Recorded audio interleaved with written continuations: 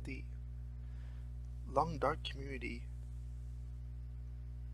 podcast, where we're going to talk about all things Long Dark related. This is just it may not be short, but this is a test of something that I can put together. It's going to be pretty simple this time, and we're going to be discussing the upcoming update,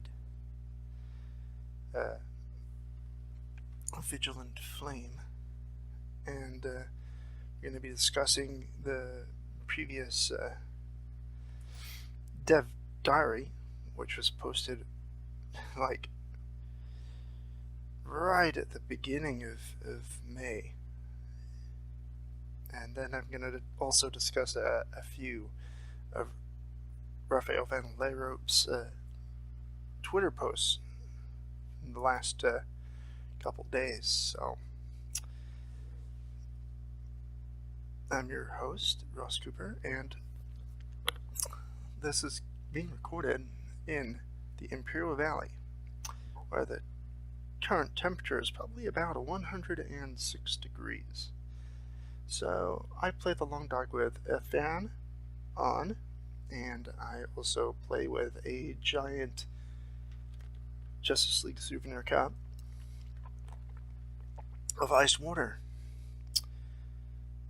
So let's just go back to the May update, which was posted at the very end of April. Actually, they were about 2 or 3 days early with the May update, and I'll just discuss a few things that I've noticed from that.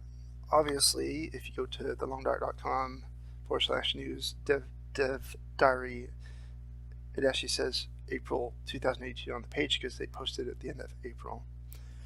But it's for May 2018. And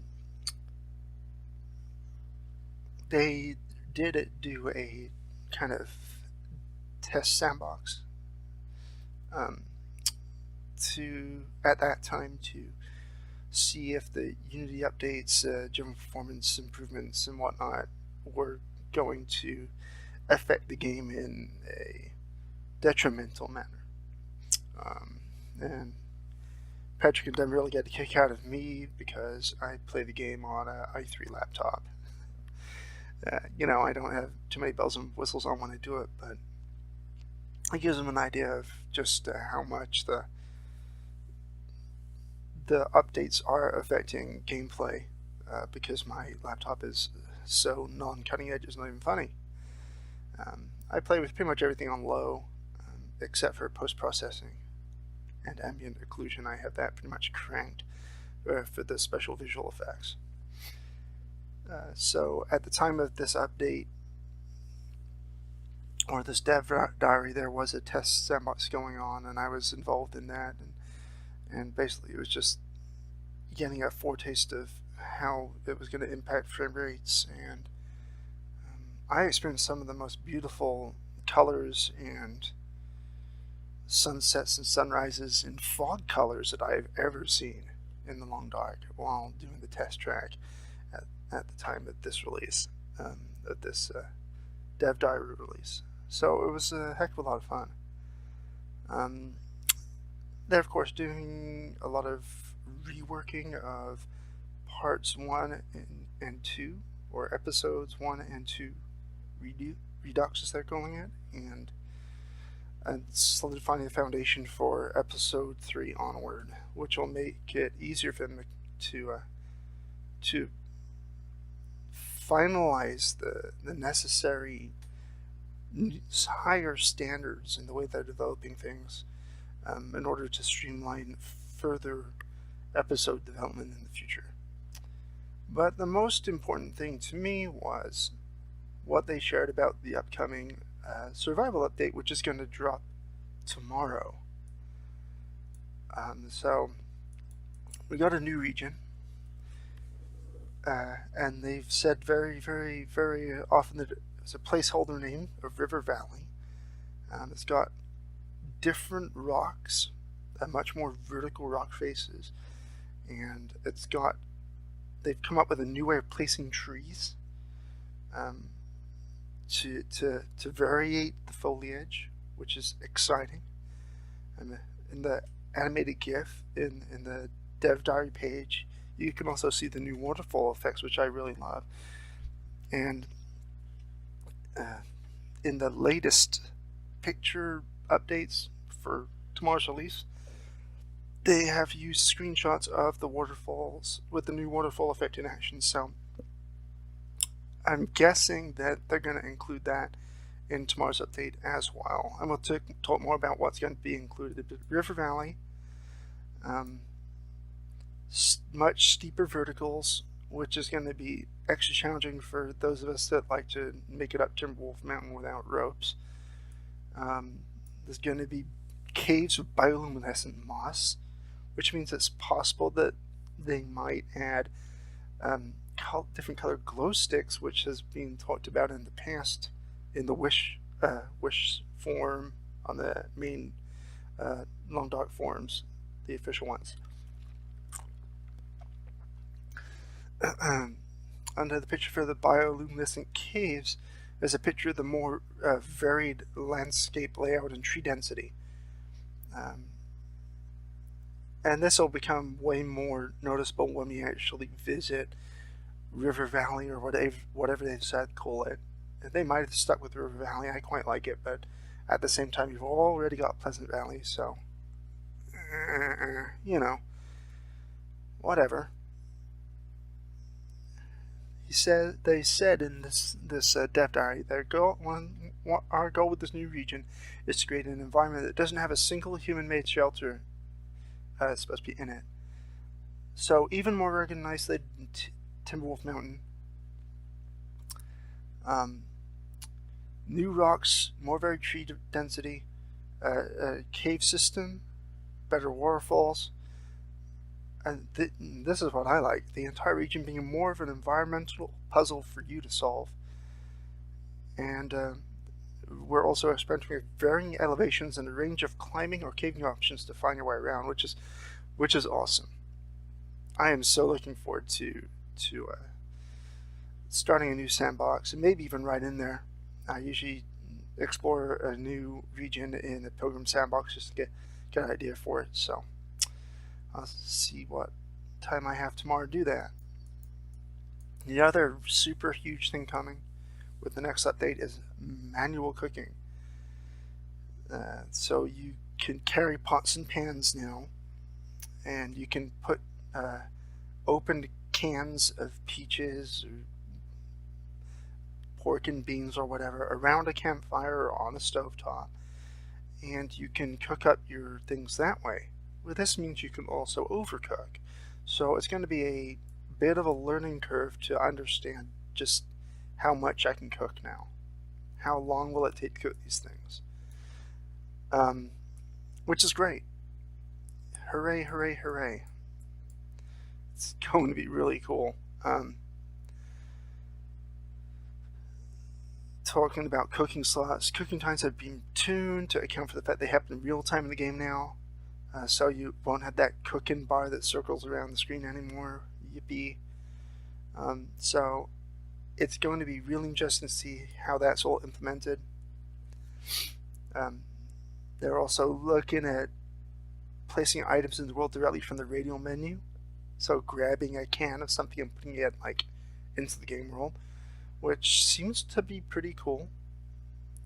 They said initial tests were promising back in this update that we're looking at, the latest dev diary. Another thing I'm looking really forward to is the buffer memories. And now the short animated GIF of one of them in the update. Basically, these buffer memories come when the aurora is going and you happen to be in the right place at the right time, and you'll see these drops of things that happened in the past in the game world. So again, on the first pass, it will be focused on adding some background history to the world, presented as the words of Great Bear residents from days, weeks, or years before the events of the Long Dark. Future buffer memory drops may also link up to gameplay events or supply caches. And active terminals can be interacted with to read the content, which will be then added to your survival journal. Way cool. I'm looking forward to that. Another thing we found out, found just today, which I mentioned in the group, is that with this update called Vigilant Flame coming tomorrow,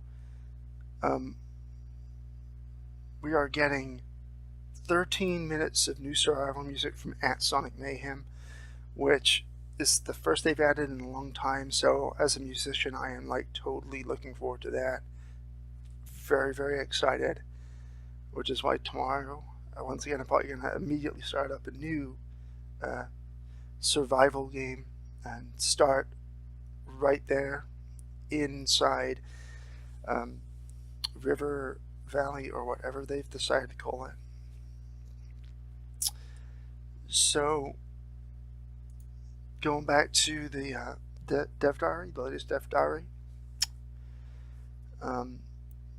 they've completed the overall mission structures in episodes 1 and 2.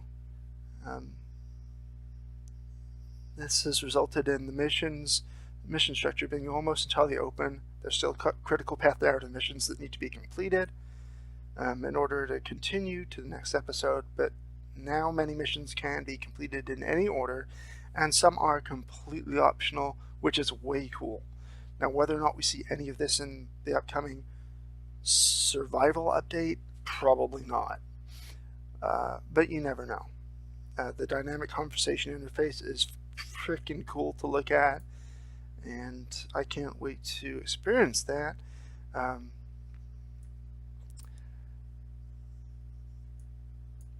New dialogue system. It's got a cloud of menu options that kind of float around the head of the character that you're talking to or listening to, and as you gain their trust, then certain things will come to the forefront of the cloud, and other things will drop to the back of the cloud and go out of focus, and things will come into focus that you can talk with them about as you develop trust with these characters. And then the very last thing in the update was just an image of the bear spear. People have been asking and begging for a spear for a while, and back at that time, it's early stage, consider this a tease, but you got an image of this bear spear.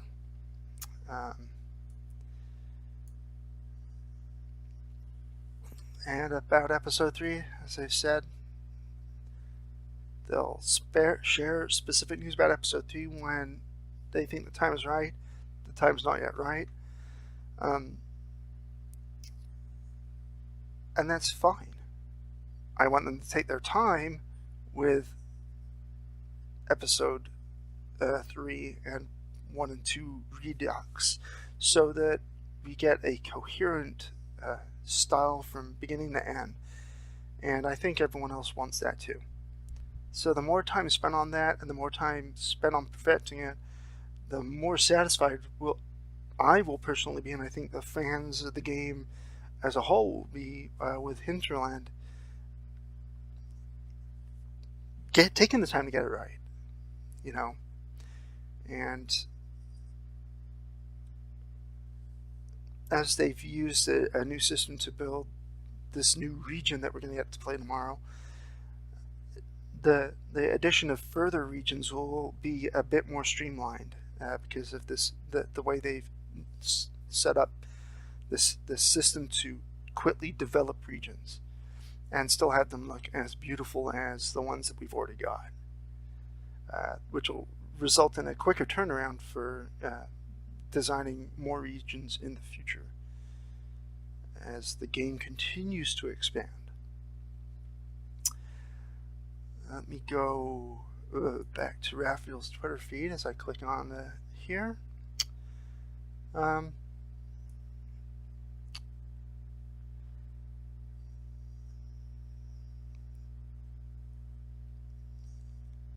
It's going to be really interesting to see whether we're going to have to carry rocks for our outdoor campfires, or if it's just going to come as part of the model, like when you make your fire, you just have these stones already. Um,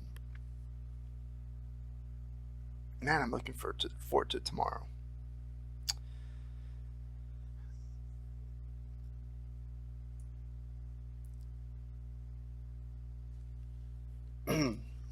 Excuse me, I'm just taking a quick drink here. So, for a lot of people, myself included, I always have a little bit of a quandary um, when they do an update. And that quandary is, do I continue my games that I have ongoing, my sandboxes that are going on right now? Especially if I have one that's kind of more long term than I've had in a while. Carry is my long term survivor right now. Uh, it's a custom sandbox. It's a Voyager sandbox tweaked a little bit. No player commentary and all that kind of thing. But she's on day 74, and we're out in Desolation Point right now. We just backed this bear, and doing really well. But I have to decide whether or not I'm going to continue playing Carrie's sandbox, or to just kind of go, well, Carrie's sandbox is kind of in the past. I think what I will do is kind of get used to the new cooking in a sandbox that I just start for exploring the new region, or looking to find where the new region is, for that matter, if I decide not to start in it, and learn how cooking works with one of these hate to say this, but more throwaway survivors, than to try and continue on with a long-term survivor in that kind of situation, where it's like I have to learn the cooking time for me. It's just like, and how is studying going to work? Like reading a book while I'm cooking in real time. Is that whole system going to be tweaked as well necessarily? I think it will have to be. And they'll have to have kind of, I'm sure they've done a heck of a lot of balancing by now, but say you're cooking stuff on your outdoor fire, and there's a limb nearby, and you're like, I want to chop that while my food is cooking, and you chop that, and you come back and you find that you've overcooked your food. It's going to be the same thing with melting water and boiling it. Is how long is this going to take now? We're going to be in a learning curve. And we're going to have to learn, or I should say, relearn and learn how to cook, and how these different things collide. And there's going to be people that have played this game way longer than I have, who are going to number crunch and put out tables and all sorts of fun stuff to help people pretty quickly with understanding just how long each of these things takes. They're going to be doing a whole bunch of testing. How long does it take to cook, a full-size slab of moose meat, and how long does it take to chop up a limb? That's fir, that's cedar. Is there a difference? How long does it take to research the book while you're cooking something? All this stuff is going to be as balanced as it can be by Hinterland right now to make it work, but I'm sure there's going to be some discussion and some give and take, and the official boards are going to be hopping with a lot of discussion starting tomorrow, once people have played the update for a few hours to get a feel for things. So really looking forward to the update, looking forward to the new music, looking forward to surviving in a new location, looking forward to the bioluminescent caves, the steeper verticals, the new waterfall effects that, just judging by the latest pictures released on the board. Let me just go to the meshes board real quick. Since I'm at the official site, that shouldn't be too hard. If we go there and we go to community, there we go, enter the forums. Okay, there we are. I'm Rossbond returns on the official forums. So if we go to next survival mode update coming Thursday thread, we can see that recently, as in earlier today, 6 hours ago, the admin posted 2 pictures. I think they're at the same place with different weather, and they're both, one has snow. It's kind of a more noirish look because of the coloration, but you got the new waterfall effects in going, so I think we're going to get those too, which I'm really looking forward to. I think they look really cool. So I'm looking forward to that. And boy, oh boy, that second picture with the rainbow coming off the waterfall, I hope that's legit, because it looks ridiculous. But once again, that new waterfall effect, I'm loving it. So there's a lot of stuff that we can be looking forward to. Stuff also that they mentioned in the past that may or may not have made it in yet, that I'm still really looking forward to, is gloves on your character matching the gloves that you're wearing in your inventory. And we know they've talked about that in the past. That might be something that's still going to come in the future, but I just wanted to remind people that that thought is well and truly in Hinterland's mind, and they've discussed it in the past, so, and it just popped into mind right now. So it's something that they've talked about, you know, more first-person presence and things like that. Wildlife, probably won't get more wildlife, but the cougar is on the table too.